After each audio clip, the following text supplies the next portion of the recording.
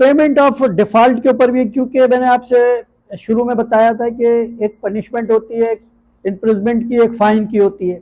अब वो अगर फाइन पे नहीं करेगा तो उसके ऊपर भी उसके आगे फिर आ गया अपील इन केस ऑफ अक्यूटल।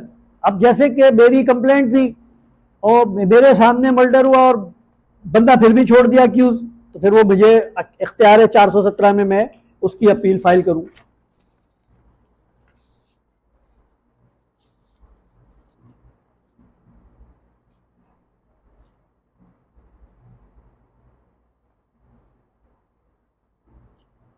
फिर जो है ये आपकी अपील की एडमिशन का प्रोसीजर है। अब उसके बाद कहते हैं petition for appeal, every appeal shall be made in form of the petition. वो जैसे उनका एक प्रोसीजर है, ये प्रोसीजरल है कि जी आपको विद इन टाइम जमा करनी है, जजमेंट की कॉपी लगानी है, ये एक प्रोसीजरल है। फिर प्रोसीजर व्हेन द अपीलेंट, अब अगर कोई मुलजिम जेल में है तो वकील कैसे करे?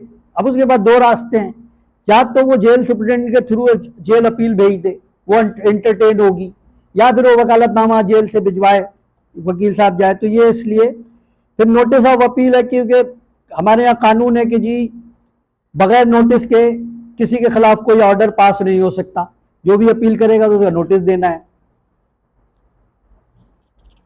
फिर जो है सेंटेंस हो गई।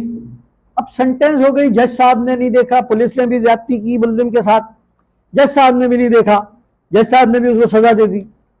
अब वो सजा दे दी, वो पहले भी या तो बेल पे था या जेल में था, लेकिन अब वो फर्दर अगर उसको टिल डेथ दे दी तो उसकी जब एग्जीक्यूट होगी तो जब तक तो वो जेल में, या अगर उसको टिल डेथ नहीं दिए 10 साल 14 साल दिए, तो फिर कोर्ट जो है ना, हाई कोर्ट को इख्तियार है कि 426 में वो फिर एग्जामिन करेगा कि ये सेंटेंस गलत है, तो सेंटेंस को डिस्पेंस विद करेगा till the decision of the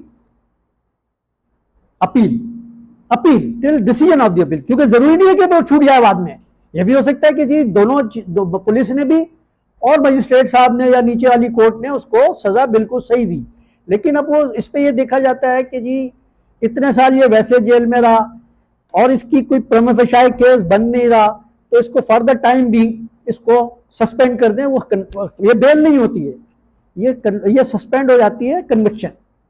उसके बाद है जनाब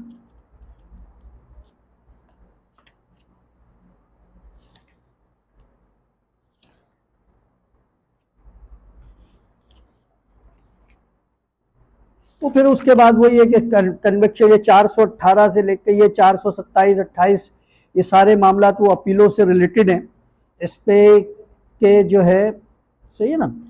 फिर आ जाते हैं बेल पे 496 में। 496 जो है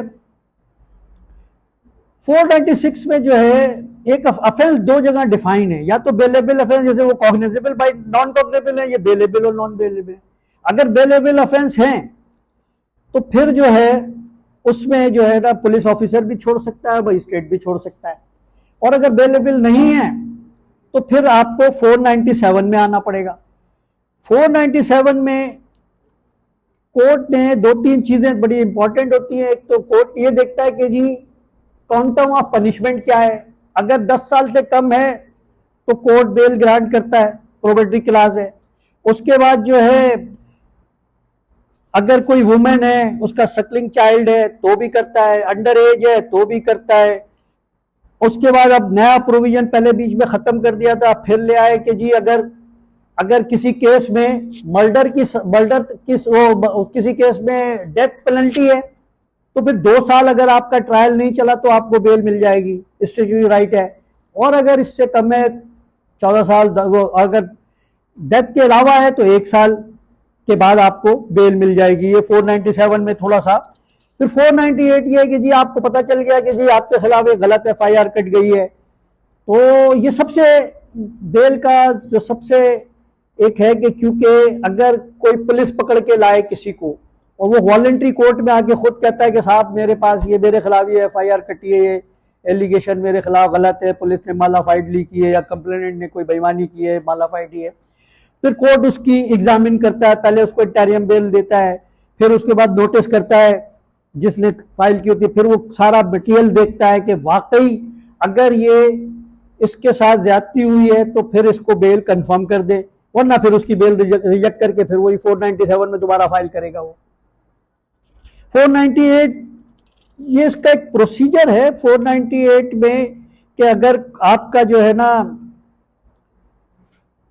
एफआईआर में नाम नहीं है और जो है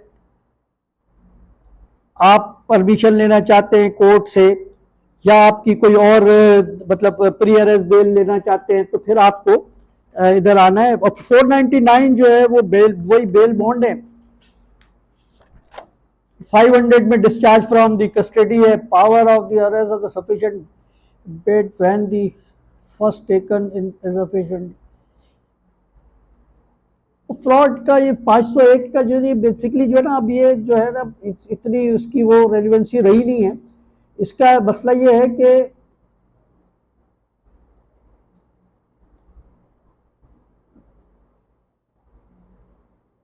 अब इसमें ये कहते हैं कि अगर कोई पावर और order sufficient weight when that first taken is insufficient. वो ये कोड जो है ना इसमें सीआरपीसी में ये है कि अगर कोर्ट ये समझता है कि किस कोई सिक्योरिटी से वो हो और किसी को सिक्योर कर दिया जाए तो फिर वो उसको रेक्टिफाई भी कर सकता है। और डिस्चार्ज ऑफ द सिक्योरिटीज, वो ये जो सिक्योरिटी रखेगा वो डिस्चार्ज कर देगा। ये जो है आपकी पूरे ये जो आपके सिलेबस के हिसाब से ये यही है ना आपका सिलेबस, ये यहाँ से इसको